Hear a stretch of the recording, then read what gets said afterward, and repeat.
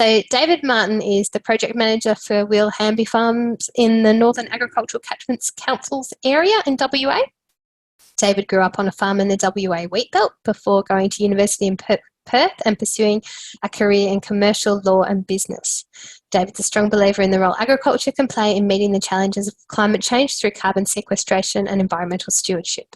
He's the co-owner of Weelhamby Farm, which has registered 2 carbon sequestration projects with the Clean Energy Regulator. Weelhamby Farm itself is a 5,500 hectare mixed cropping and grazing property near Perenjori on the eastern edge of the WA Wheatbelt. Weelhamby Farm's location in a sub 300mm rainfall area makes an ideal property on which to trial and demonstrate the viability and benefits of building soil carbon in a marginal farming area. The carbon projects comprise a 3,200 hectare soil carbon project and a 230 hectare revegetation project. And David has worked with the Carbon Farming Foundation to set up the projects. So yeah, David, if you want to lead us through the Weelhamby Farm project, thank you very much. Okay, thanks Rachel for the introduction, and thanks for the opportunity to talk to this group. I was thinking the project might fly under the radar for a little bit longer until we had some actual results to report, but very happy to share the rationale and what we're doing. Basically, this project came about from a number of factors. As Rachel mentioned, I'm from a farming background, but a big believer in the role that ag can play in reducing our net emissions through sequestration of carbon. I'm also really concerned about the high rate of synthetic chemical and fertiliser use in farming. It's since over the last 50 years, it's become really high, and I think that's had a really adverse impact on soil health and biodiversity. There's also sort of very simple numbers that will tell you that if we can manage to increase our soil organic carbon levels by 0.5% across our farmland, we will have a huge impact on our national emissions. So the catalyst for the project was actually the introduction of the soil methodology by the Emissions Reduction Fund back in 2018. I started looking at that a few years ago, not specifically at the methodology because it's really boring and hard to understand, but the fact that you could now say to farmers there is actually a direct line of sight to financial reward for building soil carbon in addition to all the co-benefits that come from healthy soils meant that there was a bit of a Trojan horse that was now available to actually get the attention of farmers around building soil carbon and treating soil carbon as an additional farm output, if you like, in addition to your wool, your meat, your cereals. You now had soil carbon that you could potentially add to your suite of products that your farm was producing. So when I started looking into it, there were a whole bunch of scientific papers and vested interests that said you simply cannot build soil carbon in low rainfall areas. It just can't be done. And that was really, I couldn't see the logic in that. I spoke to an agronomist that we had used back in the day when my family was farming out near Killarney, and he agreed that there's no reason why you can't build soil carbon in a low rainfall area. It really just takes a change in mindset. So I also recognise that farmers, while they're smart, resilient, resourceful people and practical, they hate being told what to do. So the best way to actually get the message across was to create a demonstration project. So that led to Weelhamby project and our project purpose, which is to show the viability of carbon farming in a low rainfall area while operating a profitable mixed farming operation. And so the key that a lot of farmers think when they think carbon projects is that they see a lot of productive land being taken out and put into revegetation projects, tree planting and the like. And often the objection to it is that you're actually taking productive land out of the system. Who's going to grow the food? You're destroying communities, etc. So part of the object of the exercise is to demonstrate that it can be done without locking up productive land. So the other important thing in the background here is that I'm not constrained by intergenerational farming practices, because one of the big impediments, I think, is that if you're going to try something different, and you're managing the family farm, then there's a real concern and a very legitimate concern that changing your practices radically might actually jeopardize the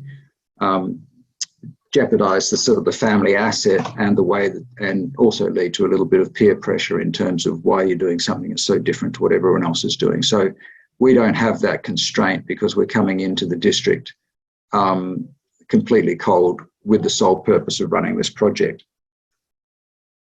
So just to put it in perspective for those who are not from WA, not familiar with where we are, top right of your screen, this big town up here on the coast is Geraldton. So we are in the Midwest region. We're about 2 hours drive inland. The little red dot is where the farm is. On a bigger picture scale, we're actually really well placed for this particular project. Apart from being in a low rainfall area, the farm, as you can see, is long and narrow, and it actually is surrounded on 3 sides by nature reserves. So we don't have neighbouring farms running in a different methodology that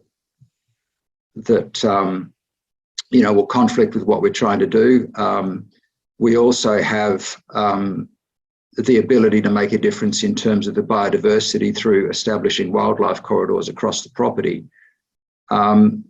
There's also, from a geographically, this on the west side of the property is a range of hills. On the east side of the property is a salt lake system, and that's part of a very much larger drainage system. But essentially, one of the issues that we've got with this property is water erosion.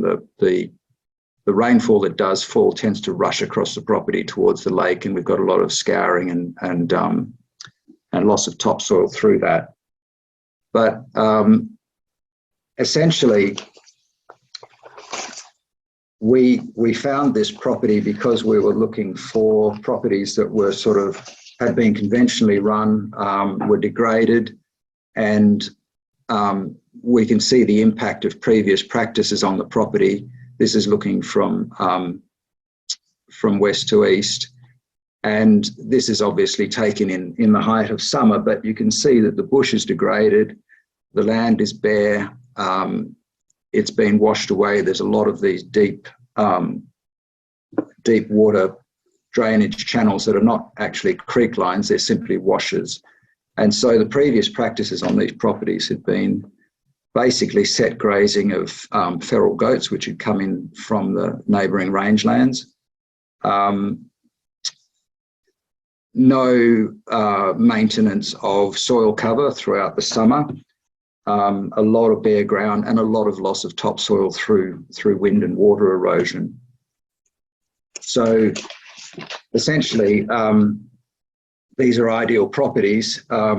Just going back to the previous slide, we bought the first property in the north about 18 months ago, and we bought the property to the south of that about 10 months ago. So these are very new projects in the establishment phase.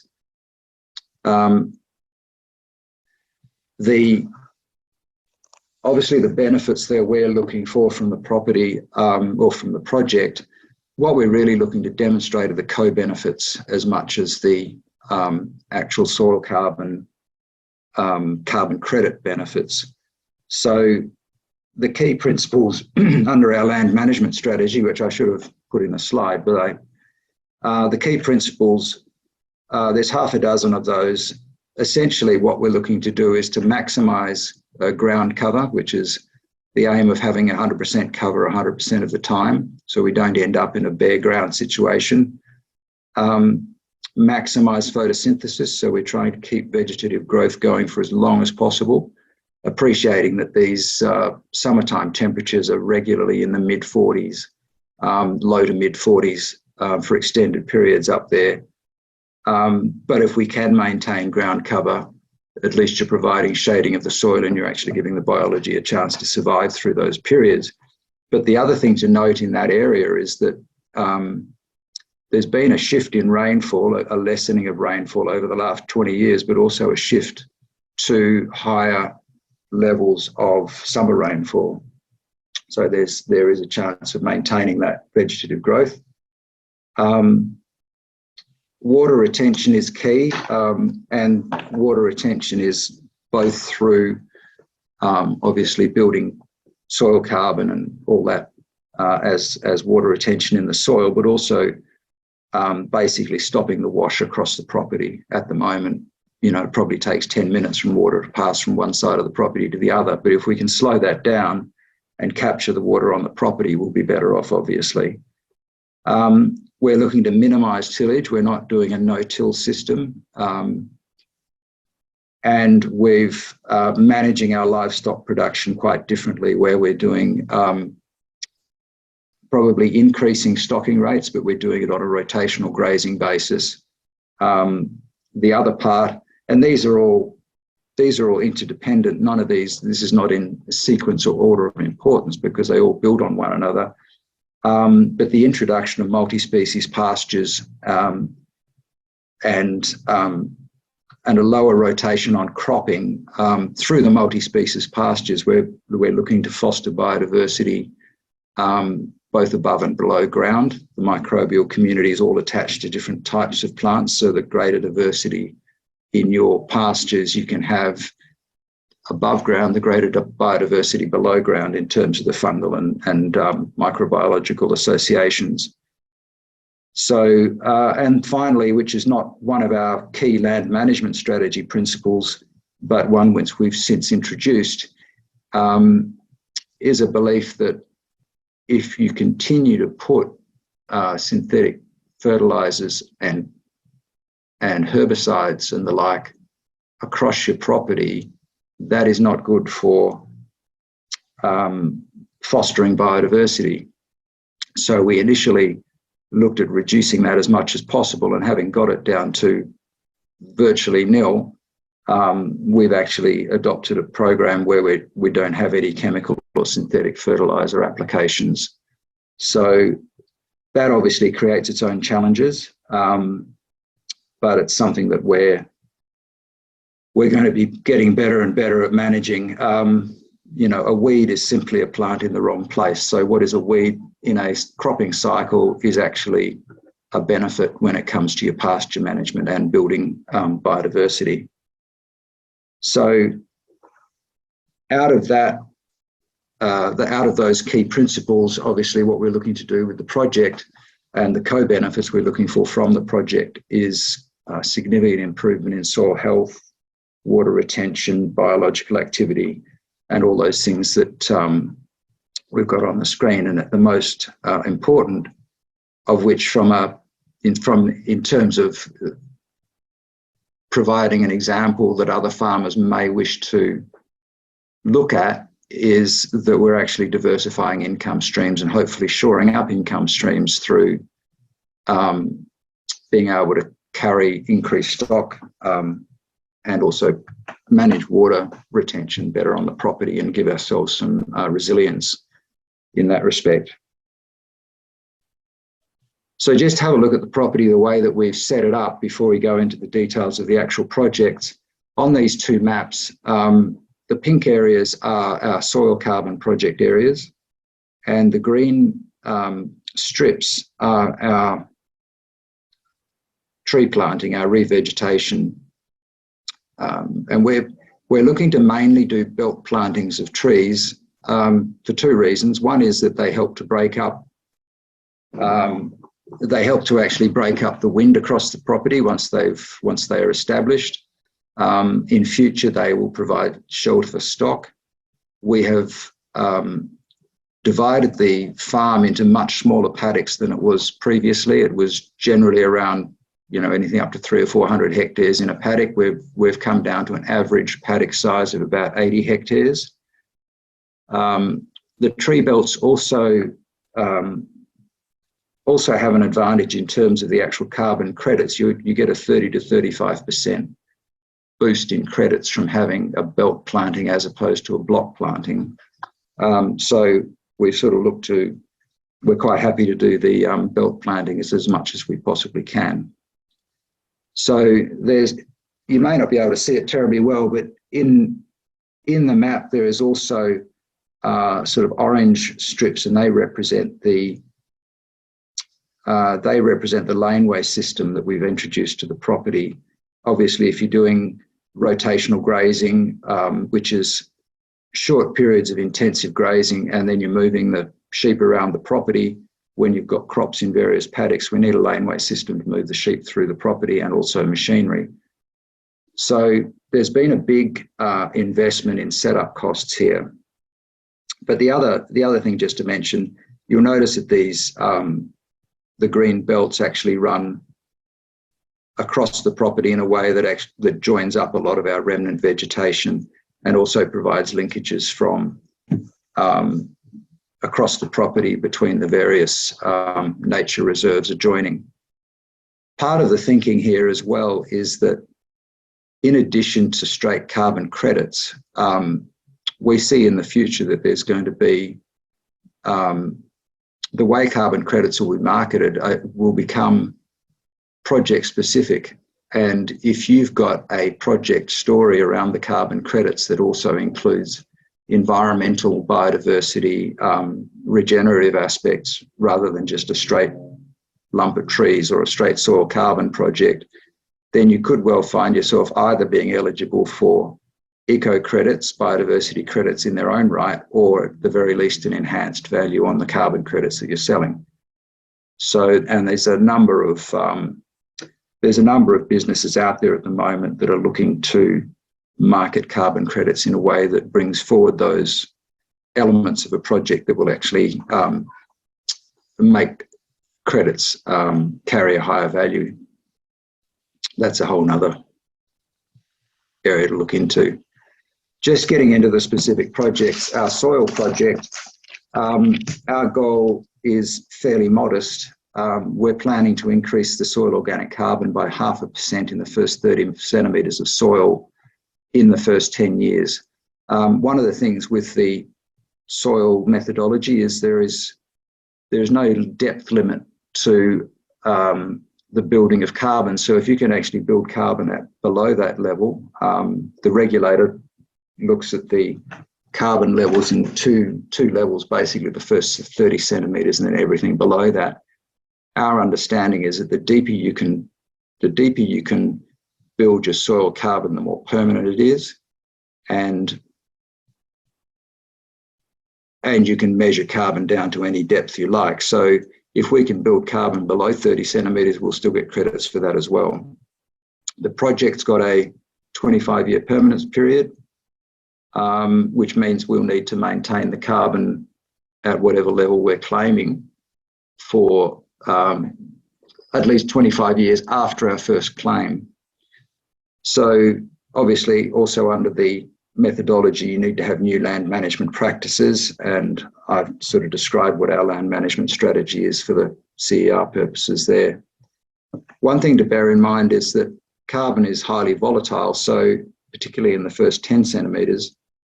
So this is all very new, and our risk mitigation in that respect is that we're not actually going to be selling credits for the first 10 years. So we're basically giving the project 10 years to establish itself. We'll have a review in 10 years' time, look at the credits that we've managed to build.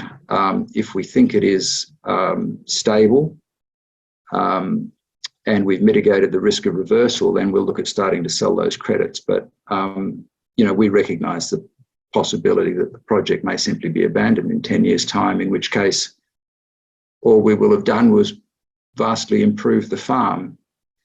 So the downside risk for us is not material. we think. So the revegetation project, there's 233 hectares of trees that have been strategically planted across the property. We've nominated a 100-year permanence period for those plantings, on the theory that once we've planted them and fenced them, we're not likely to ever pull them out. So you get your credits across 25 years though. And we've gone for the enhanced biodiverse planting design, which is good from a biodiversity perspective, but it also carries a particular rate of sequestration under the full cam methodology. And as I mentioned, the shelter belts increase the modelled carbon yield by about 30 to 35%.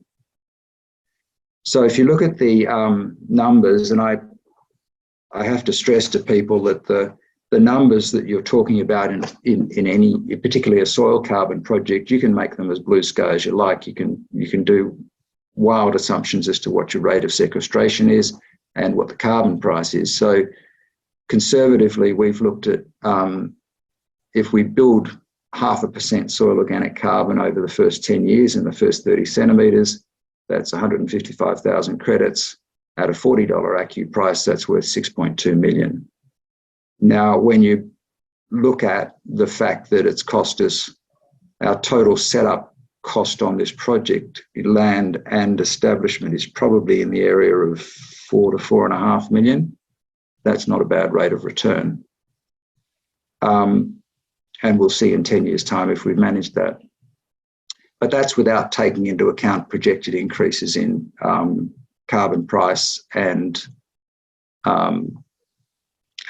the potential to sequester more than that at greater depth. The tree project, the numbers on that are much more predictable in that the full cam methodology gives you a particular rate of sequestration, particular yield per hectare, which is pretty much set from the start of the project. So we're looking at roughly $700,000 over the life of the project, including the yield boost from belt plantings.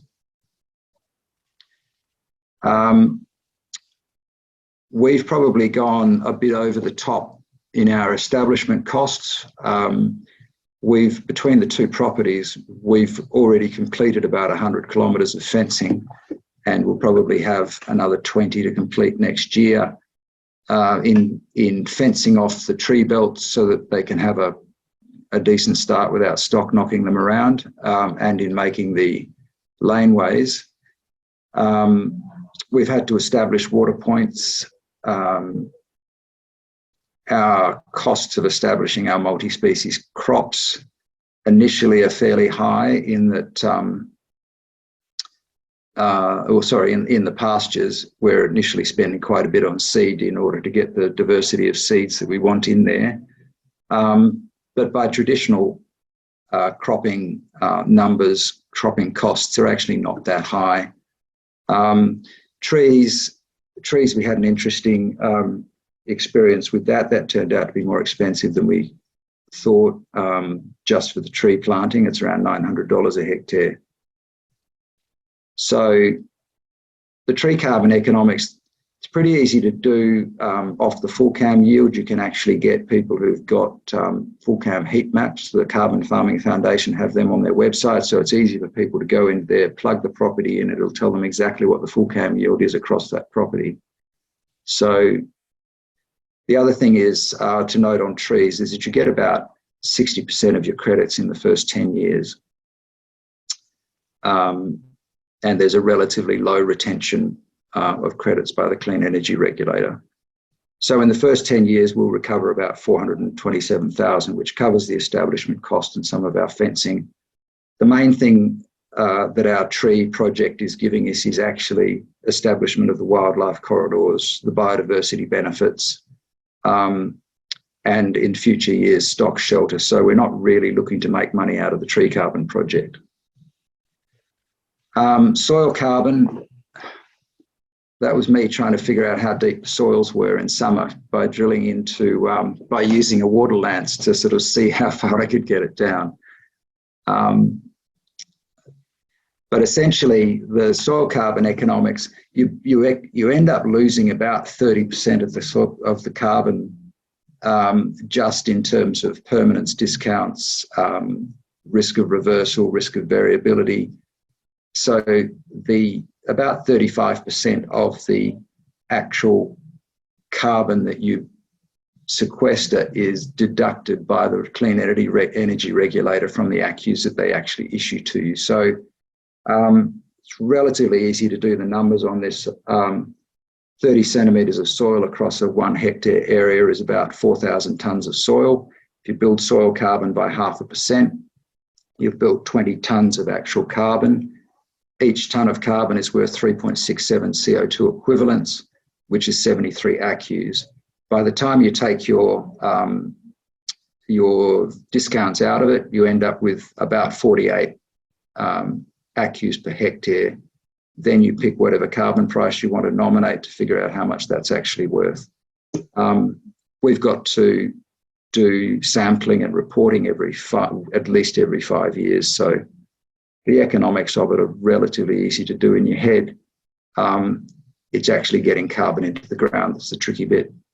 So I think I've probably talked long enough on this. I just want to acknowledge, and this is important when it comes to people thinking about carbon projects, the Clean Energy Regulator, the methodologies, those processes are incredibly complex. And I certainly wouldn't recommend to any farmer that they actually try and do it themselves. They need to get firms who know what they're doing to help them through that process. So we've used Carbon Farming Foundation for the tree aspect, for the revegetation aspects. Carbon Farming Foundation is also a shareholder in this project. Carbon West is the people that we've used for the soil project, and they've done a great job. They also do the soil sampling. And Ken Bailey is the agronomist that we've used locally. So I think one of the biggest constraints on getting soil projects off the ground is the very small number of agronomists that actually understand how to build soil carbon effectively. And finally, we were the recipients of some funding from the state government under their carbon farming land restoration program. So thanks for that. Happy to answer any questions. Thanks very much, David. That was super interesting. Did we have some questions from the floor? Oh, Fiona's clapping. Fiona. Jason, did you have a question? Go for it. Yeah, thanks, David. That was really interesting. I suppose the question's around non-carbon. Just you highlighted the project other benefits. Do you have any thoughts on how they'll be measured or realised? Is there a process as well around those so you can evaluate that value over time as well? I think in terms of the co-benefits, I suppose there's two aspects to it. One is the sort of the environmental and biodiversity ones. We've actually had an ecologist on site. She spent ages off and on doing a biodiversity baseline study, and we're waiting to get that report from her. We've also got satellite imagery, which does the vegetation cover and health analysis. And we took those baseline imagery, and had it analysed. So that's sitting there as of the actual purchase dates of the property. So we can go back and redo our biodiversity study and redo our satellite imaging over time to actually see what the physical changes have been.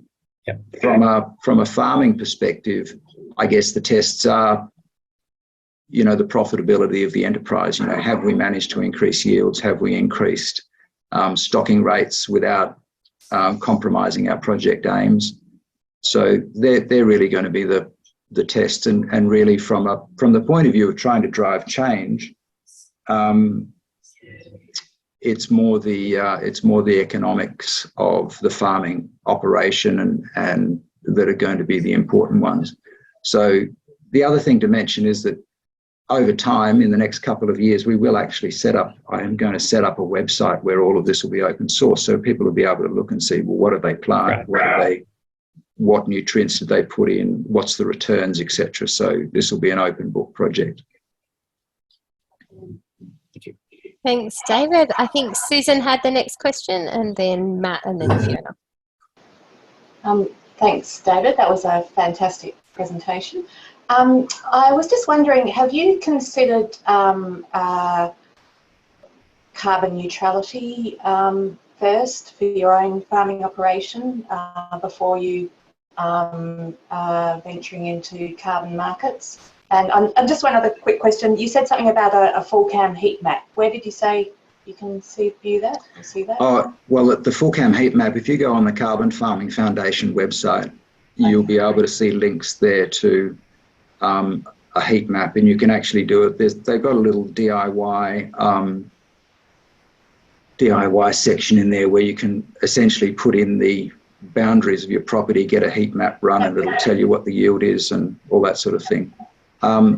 In terms of the carbon neutrality, yeah, it's going to be interesting. As I say, we're not going to sell credits for 10 years. So I think over that time, the things will change incredibly in terms of the number of routes to market, the whole question of whether farms need to be carbon neutral. Is there an enhanced market for carbon neutral products? All of those questions have become so much clearer over 10 years. So we will certainly be looking at all of that before we actually externally sell credits. One of the things that is a little bit amusing is some of the bulk handlers are saying to their farmers, we think you need to be giving us carbon neutral grain in a few years' time.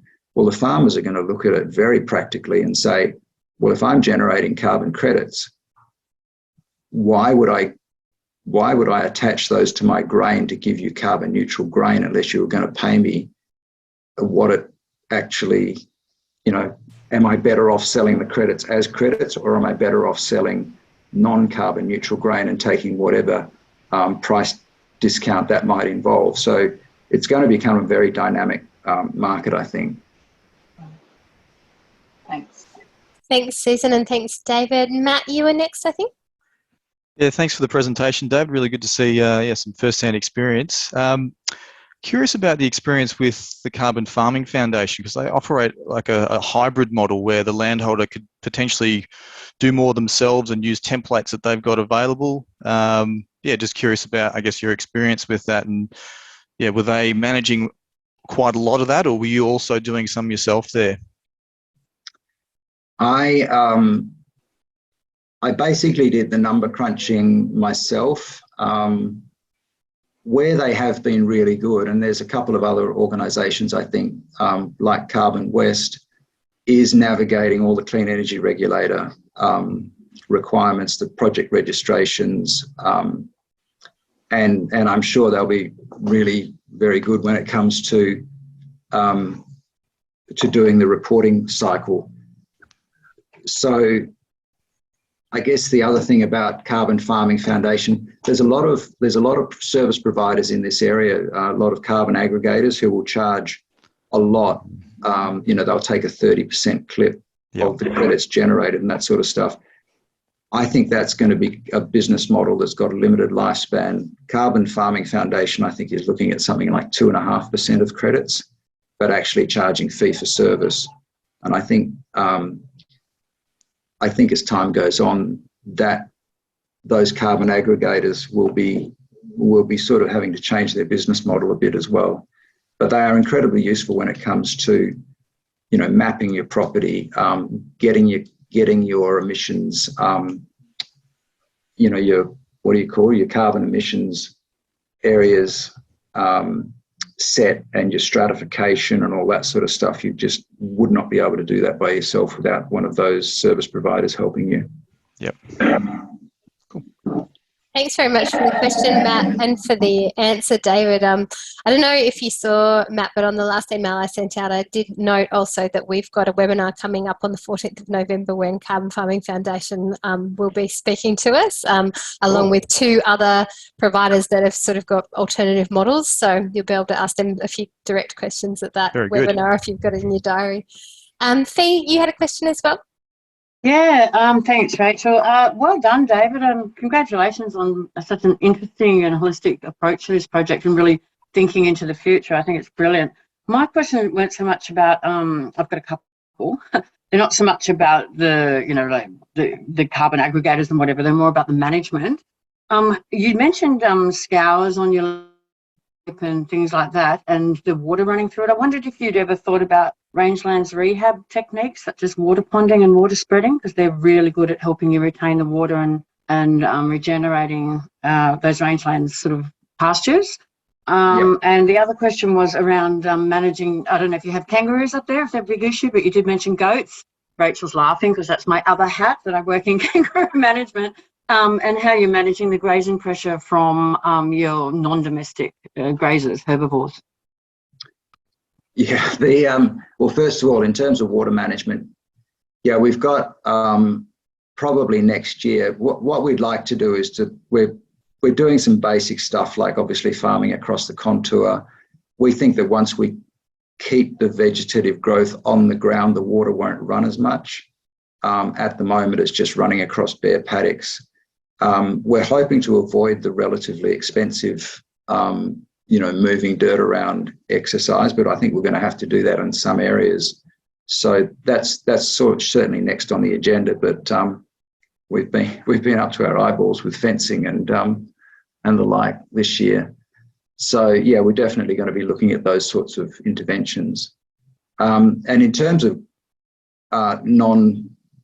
non-livestock. Well, the goats are pretty much excluded now. I think we're probably just going to shoot the last 30 or 40 goats that are left on the property. But kangaroos, there are heaps of them up there, and we don't really find that they're too bad. So they're not really something that we occasionally get shooters in to cull them, but we don't find that too much of a problem. Thanks for that. Yeah, very interesting. Well done. Thanks very much, Fiona, for the question. And David, were there any other questions? I had just one, David, that was about I suppose, when you're crediting versus when you're going to probably try and sell some credits. Because you said, and you mentioned this, is that it's a 5-year interval. That's I think that's the maximum time for measuring between, from project commencement to your first measuring. So if you've accrued carbon in that at that point in time, are you saying you won't sort of look at selling any accus then?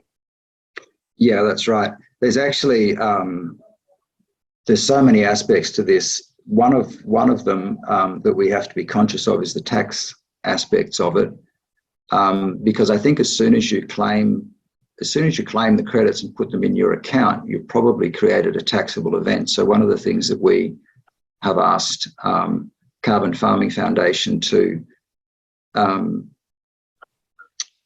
look at, and I think it is the case, that you can actually you can file your reports, you'll do your baseline sampling, file your reports with the Clean Energy Regulator, but you don't actually have to claim the credits at the time you file the reports.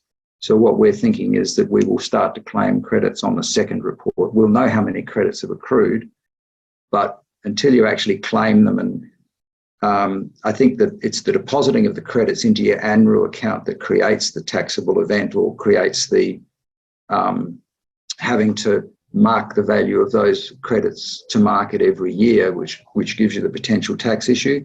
So what we're hoping we can do is keep our annual account empty until we're ready to actually sell the credits, and then do a claim and sale in the same year. Okay. I suppose just on that, is there a chance that the variability of seasons could mean that then on the 10th year, carbon might have gone backwards, I suppose, from the... Absolutely, yeah. Yeah, there's a very big risk in that, because I mean, if our biggest risk here is a drought before we've actually managed to stabilise the system, and the carbon simply cycles out. And that's why one of our areas of focus, when we're choosing the perennials that we're using in our system, we're actually choosing perennials that have got as deep as possible root system. We're looking to try and drive carbon below 30 centimetres. Some of the commentators, I know Terry McCosker from RCS I went to one of his presentations recently. He's saying that, you know, if you can drive your carbon down to those sorts of depths, then they've got a permanency of, you know, up to 40 years. So the deeper you can drive the carbon, the more stable it is. But there's definitely a big risk of reversal in drought situations or changes of management. Yeah. So is it a chance that you'll look at sampling below the 30 centimetre mark at some point in the future? Yeah, and that's a really important thing, I think, if you're talking to someone who wants to set up a project. We've made sure that we have sampled to the maximum depth everywhere. So even though at the moment you may not be getting credits for that level, you only get one chance at baselining. So we've actually got another property which is on Weelhamby. We've probably got an average depth of around 500 or 600 centimetres. It's quite a rocky property, but we have another property which we've just done a project on in Dalwallinu, which is in sandplain country, where every sample hole has gone to 1.7 metres. So we will continue to sample to maximum depth to sort of maximise what we can get out of the carbon side of it. Great. Thanks very much, David. If no one else has any more questions, then we could probably let you go. But thanks so much for joining us and sharing this, the details of the project. It'll definitely be